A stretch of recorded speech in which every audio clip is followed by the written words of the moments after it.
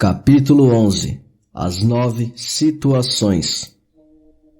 Sun Tzu disse: em operações militares, o terreno pode ser classificado de acordo com 9 posições geográficas e que interferem no modo de executar as operações militares. Desta forma, os tipos de terreno são os seguintes: o dispersivo, o marginal, o contencioso, o aberto, o convergente, o crítico, o difícil, o cercado e o desesperado. Tipos de situações táticas relacionadas com o terreno. Primeiro, dispersivo. Quando um príncipe empreende uma campanha no seu próprio território, o lugar é chamado dispersivo. Segundo, marginal. O território inimigo no qual ele entra, mas não penetra profundamente, é chamado marginal. Terceiro, contencioso.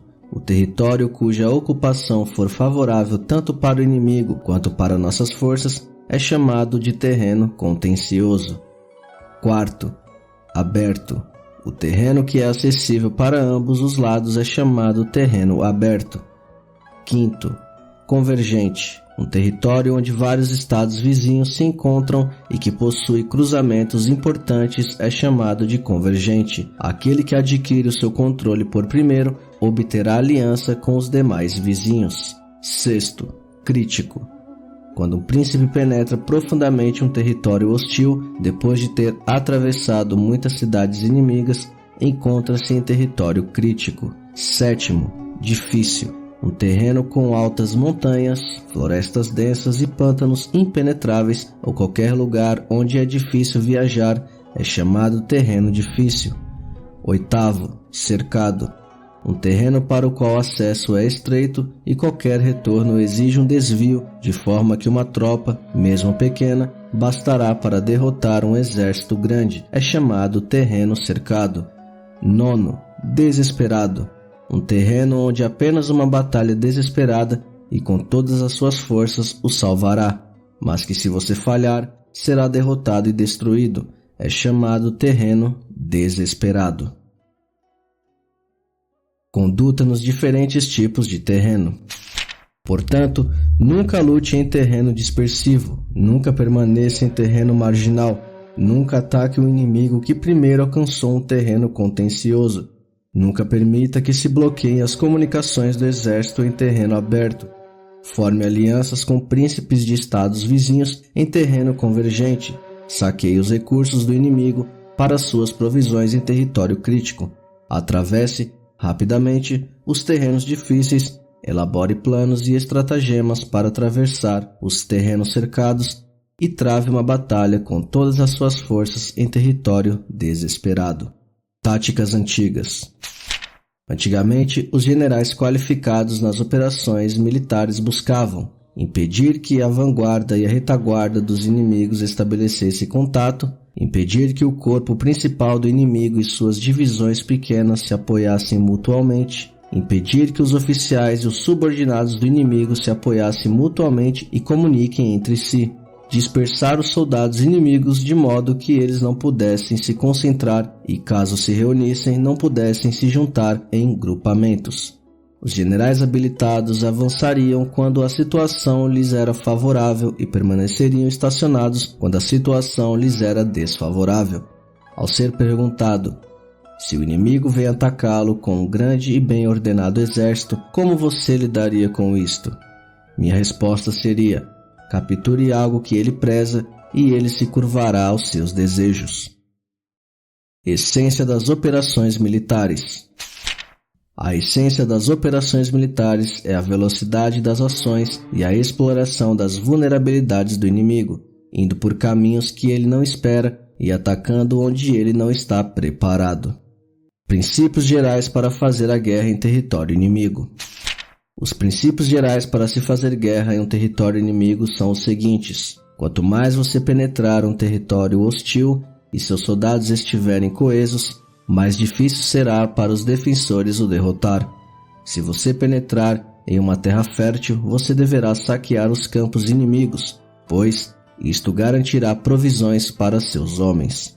Alimente seus soldados e não os desgaste. Mantenha o moral alto e conserve as suas energias. Movimente suas tropas com táticas engenhosas de forma que o inimigo não possa prever seu estratagema.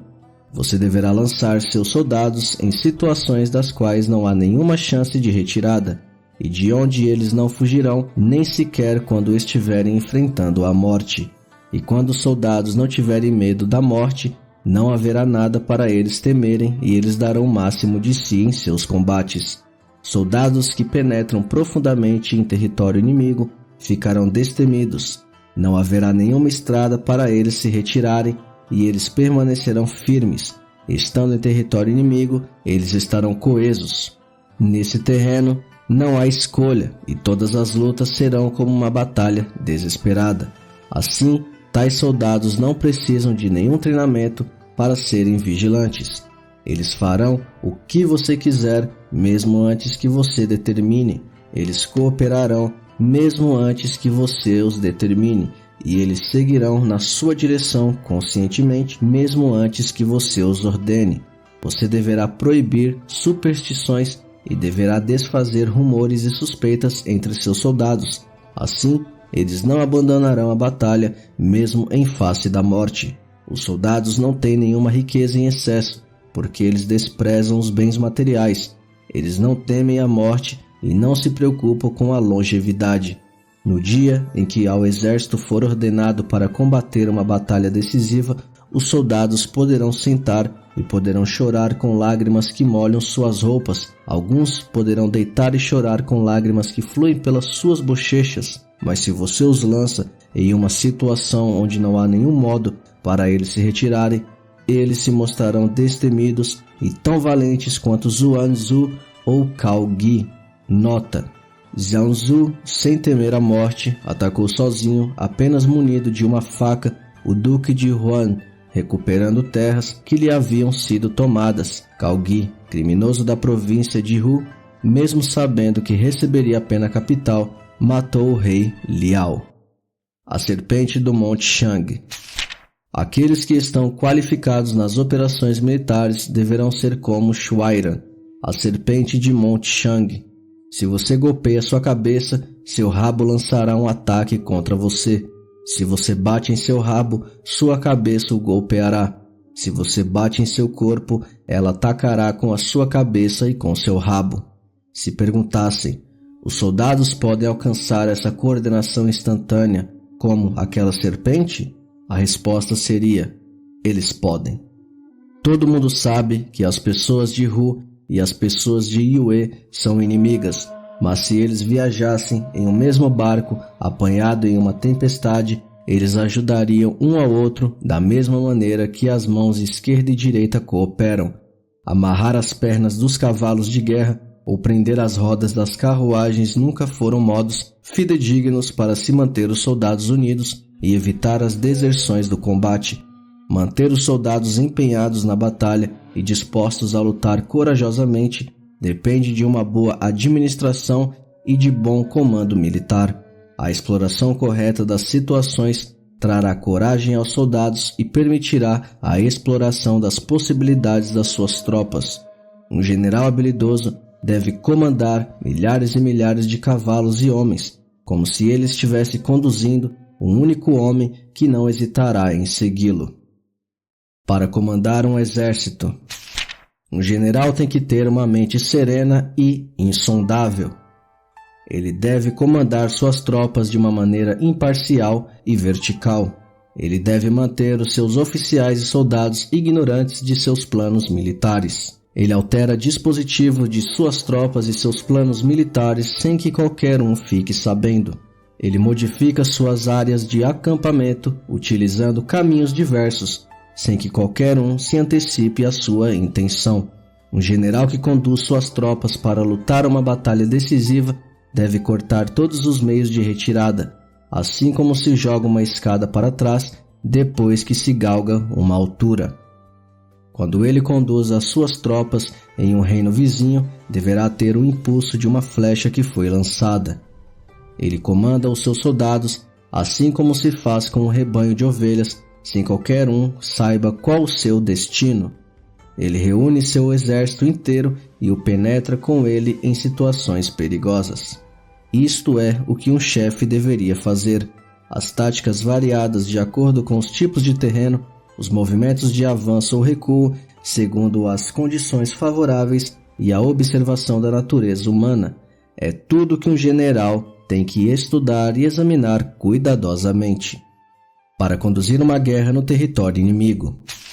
Quanto mais fundo seus guerreiros penetrarem em território hostil, maior será o espírito deles para lutar. Quanto menos profundo seus guerreiros penetrarem, menor será a disposição deles para a luta.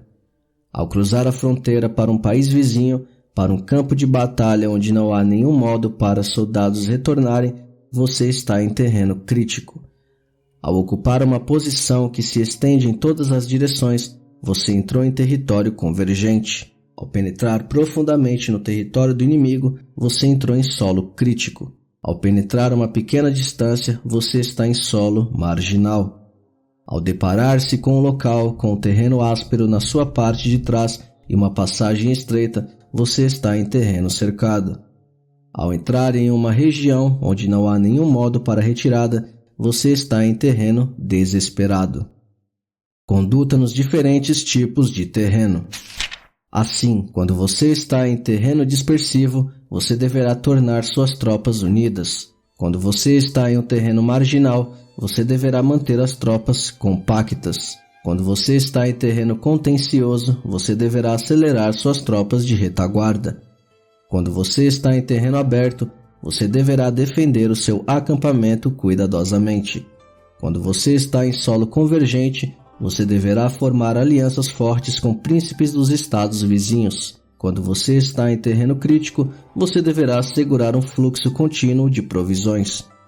Quando você está em terreno difícil, você deverá ultrapassá-lo apressadamente. Quando você está em terreno cercado, você deveria bloquear os pontos de acesso ou de retirada. Quando você está em terreno desesperado, você tem que mostrar para seus soldados que não há nenhuma escolha além de um combate até o último homem. Psicologia dos soldados. Portanto, um general tem que conhecer a psicologia de seus soldados. Eles resistirão enquanto estiverem cercados. Eles lutarão desesperadamente enquanto estão sendo forçados. Eles seguirão o general quando entrando em situações perigosas. Enfatizando: um general que desconhece a intenção dos príncipes vizinhos não pode formar alianças com eles. Se desconhece os segredos das montanhas, das florestas densas, dos abismos perigosos, dos precipícios e dos pântanos, não poderá mover suas tropas, se não contrata guias nativos. Não pode desvendar os terrenos favoráveis, se desconhece as vantagens e desvantagens de várias posições de batalha. Não pode comandar um exército que serve um soberano. Se o exército de um soberano ataca um estado forte e não permite que este estado reúna forças para resistir, e onde quer que tal exército vá, intimida seu inimigo e impede que os seus aliados vão a seu socorro, então o estado com tal exército invencível não precisa buscar alianças com outros estados, nem precisa estabelecer seu poder nestes estados e só confia em sua própria força para intimidar o inimigo, e poderá capturar as cidades do inimigo e destruir o seu estado.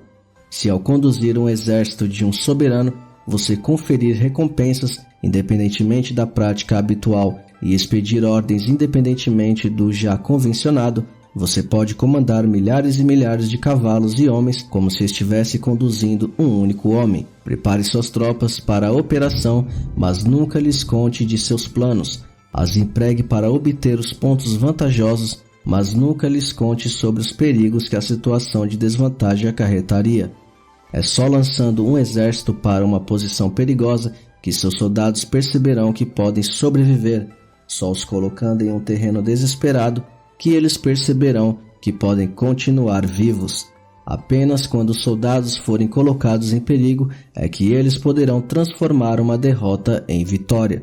O sucesso das operações militares reside na descoberta das intenções do inimigo e no esforço para identificar seus pontos fracos. Concentre sua força sobre o inimigo e você poderá matar o seu comandante mesmo se estiver a uma distância de 1000 li. Isto é chamado de conquistar um objetivo de forma astuta e engenhosa. Ao declarar guerra. No dia em que for decidida uma declaração de guerra, você deverá fechar todas as passagens, anular os passes de fronteira e encerrar todo o contato com os emissários do inimigo. Cuidadosamente, examine seus planos militares no Conselho do Templo e tome as decisões. Se você descobrir o ponto fraco do oponente, você tem que afetá-lo com rapidez. Capture, inicialmente, aquilo que for muito valioso para o inimigo. Não deixe que seja revelada a hora do seu ataque.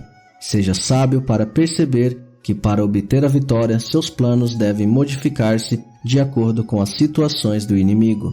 No princípio, assuma a pureza de uma donzela. Quando o inimigo lhe abrir os portões, o ataque tão rapidamente quanto uma lebre arisca. Assim, o inimigo ficará impossibilitado de resistir a você.